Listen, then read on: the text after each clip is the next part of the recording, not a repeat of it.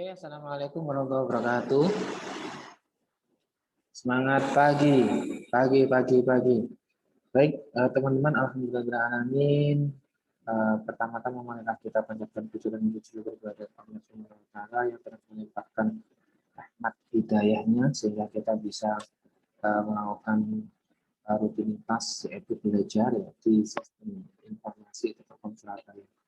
Oke, teman-teman, sebelum pembelajaran kita hari ini kita mulai, marilah kita buka dengan doa terlebih dahulu. Yang pertama kita berdoa semoga apa yang kita pelajari nanti menjadi sesuatu yang bermanfaat bagi kita semua, khususnya bagi teman-teman. Kemudian kita berdoa semoga teman-teman khususnya yang sedang menyelesaikan pendidikan S1 di Sistem Informasi Telkom Surabaya, semoga diberikan lulus tepat waktu dan di waktu yang tepat. Berdoa menurut kepercayaan dan agama masing-masing. Berdoa.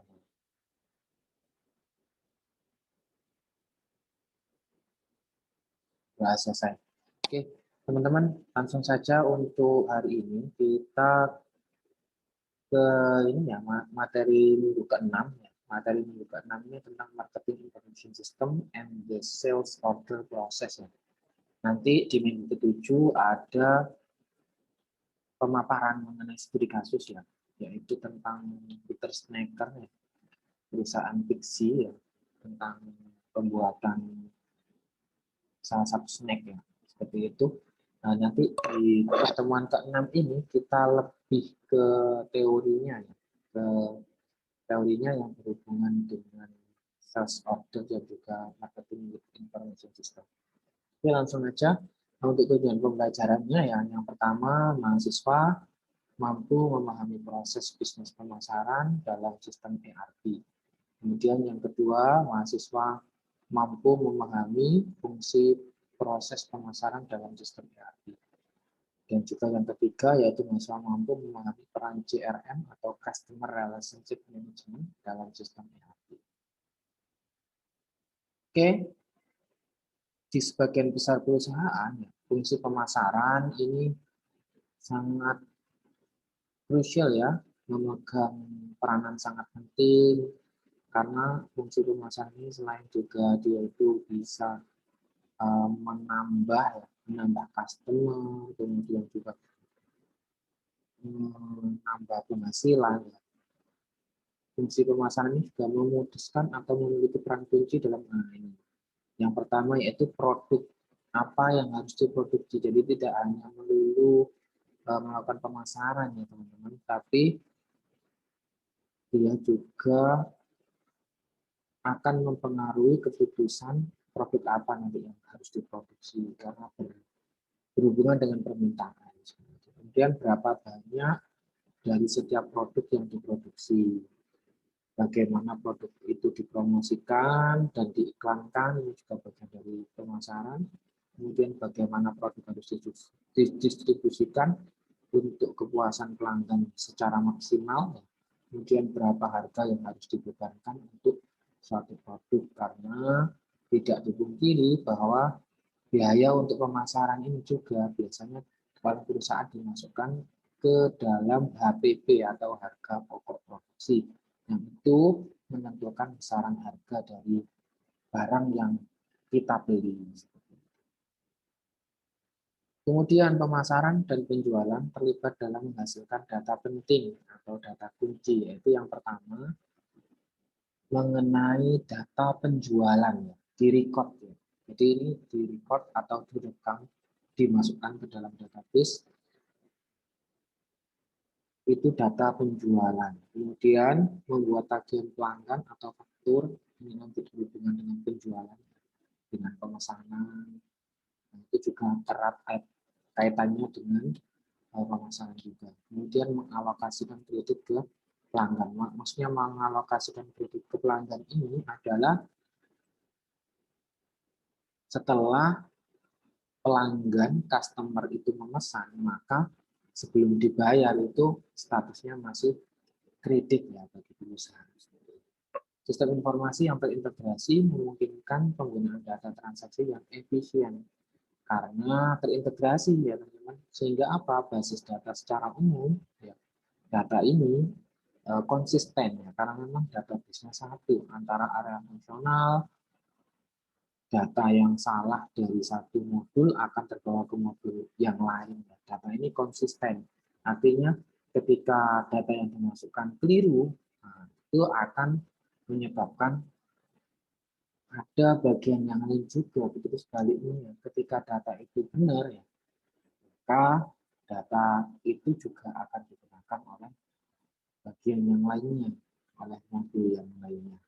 Biasanya kalau saya dulu pernah mengalami di sistem ERP, ya, ketika kita salah memasukkan memilih modulnya, itu akan berpengaruh terhadap modul yang lain.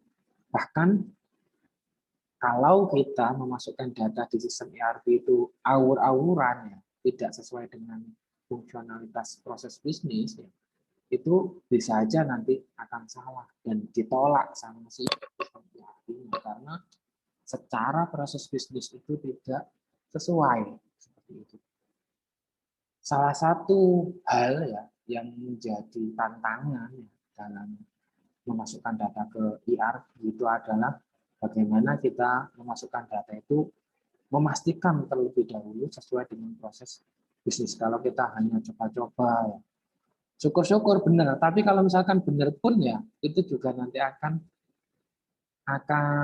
ber, berdampak besar karena data yang dimasukkan tadi apa ya sudah terlanjur coba-coba harus dicek ke database-nya, dan kalau memang coba-coba ya harus segera dihapus karena ya nanti akan berpengaruh terhadap modul yang lain, akan berpengaruh kebenaran data itu.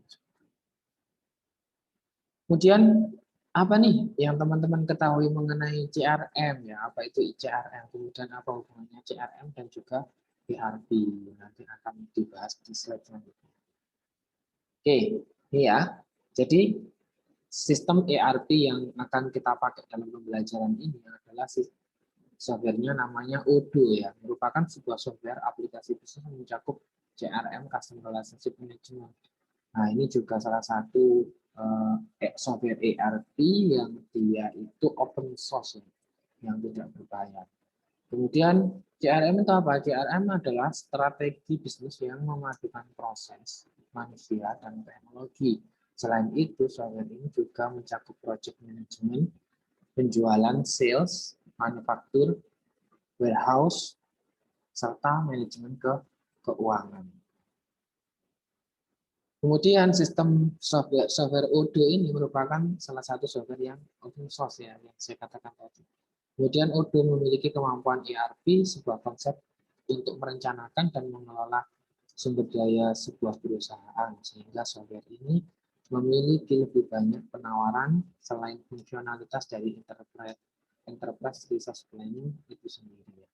Nah, ini beberapa modul, beberapa fitur yang ada di sistem ERP ya. Ada modul sales management, ada purchase management, ada production planning, ada modul inventory management, ada key performance index ya, KPI, kemudian ada quality management, shipping and delivery, human resource management ya, kemudian production management, accounting, dan juga engineering. Nah, nanti teman-teman bisa mulai coba membuat akun di odoo.com. Nah, ini beberapa fitur ya, yang ada di modul marketing. Ada email marketing, bisa dibayangkan di email marketing ini nanti teman-teman bisa melakukan pemasaran untuk perusahaan untuk mengget customer ya melalui email ya, mengirimkan satu email langsung ke banyak tujuan. Kemudian ada marketing automation, misalkan di marketing automation misalkan email ada email masuk langsung dijawab. Itu bagian dari marketing automation. Atau ada notifikasi, ada notifikasi aplikasi yang lain dari CS atau apa yang berhubungan dengan marketing, nah, ini bisa langsung dicek secara otomatis. Kemudian ada event. Ya. Event ini beberapa kegiatan yang dilakukan dalam konteks marketing. Ya. Kemudian survei. Ya, survei ini bisa mengenai survei keinginan customer, ya. Kebutuhan customer atau request customer. Ya. Kemudian ada appointment dan juga ada mailing list. Ya. Kemudian ada modul sales. Di modul sales ada CRM. Ya. Sales ini berhubungan dengan penjualan, maka dia erat hubungannya dengan customer. Kemudian ada sales itu sendiri, kemudian ada invoicing. Invoicing ini berhubungan dengan bukti pembayaran, uh, bisa kredit pembayaran, bisa juga apa payment bukti pembayaran juga bisa. Kemudian point of sales, kemudian ada sign ini tanda tangan yang berhubungan dengan digital signature bisa seperti itu. Kemudian ada subscription. Kemudian ada modul operation. Nah, ini ada accounting, ada project, ada time set, kemudian ada help desk, ya. Kemudian ada inventory, ada workdesk, dan juga ada dokumen. Nah, ini nanti teman-teman bisa mengeksplor ya di modul sistem ERP Odoo. Kemudian customer relationship management. Apa itu customer relationship management? Ya, tadi sudah dijelaskan di depan. Nah, customer CRM ini membantu perusahaan merampingkan interaksi dengan pelanggan dan membuatnya konsisten pada data transaksi. Artinya di bagian CRM yang ada di software sistem ERP itu nanti akan membantu perusahaan dalam mengelola hubungannya dengan pelanggan atau segala sesuatu yang berhubungan dengan customer. Salah satu tujuannya adalah memberikan brand tunggal atau image ya kepada pelanggan bahwa oh perusahaan ini pengelolaan pelanggannya bagus, pelayanan terhadap customer-nya juga bagus. Tapi ada fasilitas ini ya, karena dia menerapkan software sistem ERP. Yes. Nanti teknisnya ya di dalam penerapan sistem ERP-nya ya bisa jadi setiap karyawan yang berhubungan dengan tupoksinya yang berhubungan dengan pelanggan, nah ini harus memiliki hak akses ya ke fitur CRM atau ke modul CRM. Kenapa? Agar semuanya terikot di situ nanti interaksinya, sehingga apa? Nanti ketika karyawan itu sudah tidak di sana karena sudah ada riwayatnya, itu bisa dilanjutkan oleh pegawai selanjutnya. Atau misalkan karyawannya sudah ada promosi jabatan, naik jabatan, ada riwayatnya, itu nanti bisa dilihat, bisa menjadi tren data. Kemudian bisa juga menjadi data yang penting yang bisa diolah sehingga nanti bisa meramalkan bagaimana ke depan perusahaan dalam menangani customer. Ya, jadi semuanya terpusat di dalam software sistem ERP. Nanti sehingga apa? Ketika karyawannya sudah ganti, ya itu sudah bisa dikelola. Berbeda ketika dikelola oleh software sendiri, dikelola manual oleh karyawan, ya karyawan pegawai. Ketika pegawainya nanti sudah pindah atau misalkan dinaikkan jabatannya atau berhenti, itu nanti sudah tidak ada hubungannya lagi. Artinya apa? Ketika username dan passwordnya itu bisa dibuka, ya itu data-datanya masih tetap ada di dalam sistem seperti itu.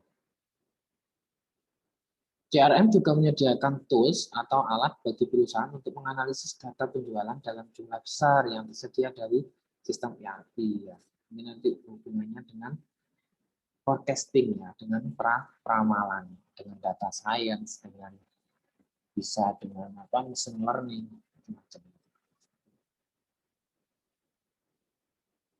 Beberapa kegiatan inti dari CRM itu salah satunya one to one marketing. Nah, ini nanti bantuan marketing ini implikasinya apa sih? Bantuan marketing ini nanti implikasinya itu ya pelanggan dari sana, dari fasilitas ini. Nanti pelanggan bisa dikategorikan ya berdasarkan produk, promosi, dan juga berdasarkan harga, misalkan kemampuan daya beli customer. Kemudian penjualan dapat ditingkatkan dengan cross selling atau upselling. Itu apa? Dari penjualan ya, dari customer yang berbeda latar belakang misalkan, atau dari customer yang latar belakangnya di atas perusahaan kita misalkan, seperti itu, yang high high apa ya, high segment seperti itu. Dan ada sales force automation ya. Pelanggan baru nanti secara otomatis dialihkan ke perwakilan penjualan yang sesuai. Ini teman-teman barangkali sudah mengalami ketika menghubungi perusahaan-perusahaan yang sudah bagus, yang sudah punya nama, itu biasanya ketika kita ke customer service itu nanti akan diarahkan secara otomatis ke bagian ini. Nanti sudah berbagian ketika kita mengakses aplikasi atau software tertentu. Ketika segmentasi kita itu adalah A misalkan, kita langsung dihubungkan dengan pegawai atau dengan sistem yang dia melayani produk A. Sehingga apa? Sehingga dari situ ya, dari SFA ini, nanti itu customer itu akan dikelompokkan, disegmentasikan, dikategorikan berdasarkan riwayat atau transaksi pelanggan. Ketika pelanggan itu nanti mengunjungi website kita, itu yang dilihat itu, oh harga di kisaran ini, oh berarti nanti dia customer ini segmentasinya di sini. Berarti nanti ketika menghubungi langsung diarahkan ke riwayat yang sebelumnya sudah dia kunjungi di website tersebut, atau transaksi pelanggan, dia sudah pernah membeli apa saja, nanti langsung diarahkan ke segmentasi ini. Sehingga apa? Dari situ kan berarti sudah menerapkan sistem cerdas di sana, sistem cerdas, atau bisa ke arah machine learning. Kemudian ada sales campaign management. Nah, ini membantu perusahaan mengatur kampanye pemasaran dan juga menyusun hasilnya, bisa menjadwalkan berhubungan dengan event tadi ya, atau lain. Kemudian ada marketing encyclopedia. Nah, ini bisa teman-teman bayangkan bahwa dengan adanya CRM ini, fasilitas CRM ini, nanti perusahaan itu mempunyai database literatur promosi ya. Jadi nanti dari kegiatan-kegiatan yang sudah dilakukan itu sudah bisa dikategorikan, bisa menjadi satu database yang besar yang itu penting untuk langkah selanjutnya, bahkan untuk periode-periode marketing selanjutnya. Dan bisa berhubungan dengan perwakilan penjualan dan juga pelanggan tadi yang sesuai dengan kebutuhan, karena sudah diensiklopediakan, bisa dikatakan sudah dalam bentuk database yang besar atau big data. Yang call center automation, ini yang tadi misalkan customer menghubungi, dia langsung dihubungkan, ya langsung dihubungkan dengan tren datanya dia, langsung dilayani secara unik, secara spesifik. Karena kebanyakan pelanggan ketika dia itu dilayani dan dia itu sudah mengetahui, customernya, CS-nya sudah mengetahui bahwa segmentasi yang customer yang ada di depannya ini adalah seperti ini, kebanyakan customer itu akan merasa luar biasa ya, luar biasa. Artinya apa? Dia diistimewakan, sudah disesuaikan dengan segmentasinya dia.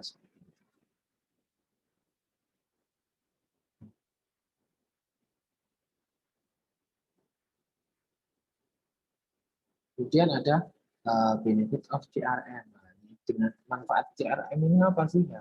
Nah, ini biayanya lebih rendah karena ya tidak, beberapa fungsi ya itu bisa di cover di CRM, misalkan hubungannya dengan custom JS ya sudah terhubung langsung dengan CRM juga, kemudian berhubungan dengan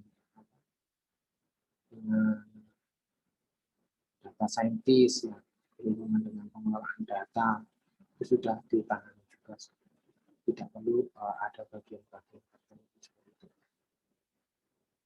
Kemudian pendapatan lebih tinggi karena segmentasi pelanggan ada di sana ya. Sehingga bisa meningkatkan penjualan, meningkatkan pendapatan. Kemudian peningkatan strategi dan juga pengukuran kinerja. Nanti manajemen bisa menentukan ya kinerja selanjutnya, yaitu haruskah wilayah niaga dihargai karena lebih kuota penjualan dan juga orang pemasaran dihargai karena menemukan pelanggan baru. Ini bisa menentukan KPI baru. Haruskah keduanya menerima hadiah yang didasarkan pada ukuran kepuasan pelanggan? Nanti di situ. Kemudian CRM dapat menyebabkan semua personal berpikir dalam hal upaya seluruh perusahaan untuk memuaskan pelanggan. Karena segmentasinya apa ya? Segmentasinya itu tidak lagi departemen. Ya, tujuannya tidak lagi departemen, tapi lebih ke perusahaan. Ketika itu customer perusahaan, ketika itu customer yang masuk adalah entah itu departemen A, departemen B, dan seterusnya. Tapi dia melihatnya adalah bahwa ini adalah customer dari perusahaannya, maka ya harus dipuaskan juga. Marketing and campaign planning. Perusahaan menghabiskan banyak uang untuk kampanye pemasaran ya. Rencana, iya sangat butuh dana besar biasanya ya untuk marketing. Kemudian perencanaan, pelaksanaan, dan evaluasi yang berhasil diperlukan untuk mencapai manfaat maksimal mendukung aplikasi CRM. Salah satu contohnya ya beberapa fitur yang ada di CRM yang akan membantu perusahaan ini. Perencanaan, pemasaran, dan juga campaign. Kemudian pemilihan kelompok sasaran. Kemudian manajemen kegiatan eksekusi kampanye, analisis kampanye, dan seterusnya. Ini marketing and campaign planning, misalkan dalam bentuk penjadwalan tugas, alokasi sumber daya, dan penganggaran. Kemudian kalau target selection, target group selection, ini data dari sistem ERP, SAP, atau Odoo, ya, ini merek-merek ERP, dapat digunakan untuk mengkategorikan pelanggan perusahaan untuk menawarkan lebih banyak produk secara individual dan juga promosi layanan. Salah satu kelebihan manfaat dari CRM. Kemudian campaign execution, activity management. Misalkan pengelolaan pengelolaan pelaksanaan kampanye pemasaran, termasuk menangani panggilan penjualan, pengiriman surat, email pribadi, dan juga kegiatan promosi berbasis web. Kemudian campaign analisisnya bisa dalam bentuk mengevaluasi keberhasilan kampanye ya, melalui generasi pemimpin ya, dan tingkat respon dari customer tersebut. Bisa juga merencanakan perbaikan untuk campaign pemasaran berikutnya. Nah ini alurnya kalau dalam software seperti ERP ini marketing and campaign planning-nya ya bisa dari budgeting, planning, kemudian monitoring ya. Ini bisa dalam bentuk apa? By phone misalkan, customer service ya, CS. Kemudian bisa dalam bentuk website, bisa dalam bentuk mobile ya, mobile phone, mobile application dan seterusnya. Kemudian bisa dalam bentuk email. Ini masuk dalam campaign execution activity management ya. Kemudian data yang dihasilkan dari sini itu kemudian dianalisis oleh fungsi dari CRM, yaitu campaign analisis. Itu apa?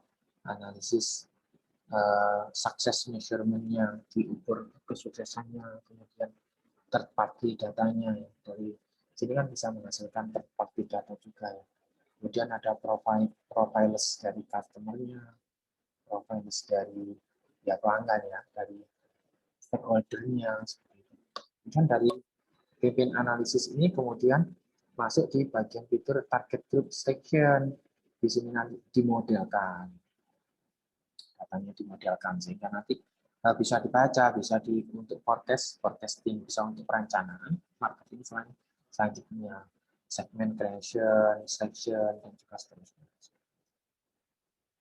Oke, saya rasa cukup sekian untuk pertemuan kita pada marketing information system and the sales order proses.